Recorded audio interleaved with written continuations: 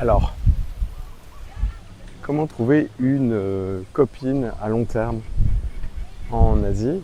Je dirais que si j'avais à refaire, il y aurait le Japon. Alors le Japon, il y a quoi?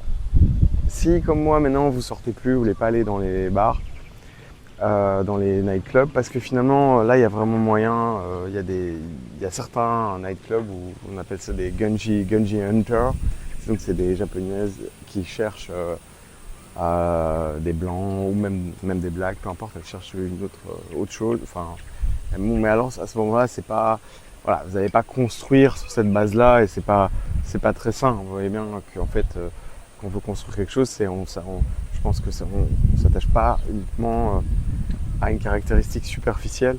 On va s'attacher à la personnalité, même peut-être même à quelque chose de spirituel. Bon, voilà.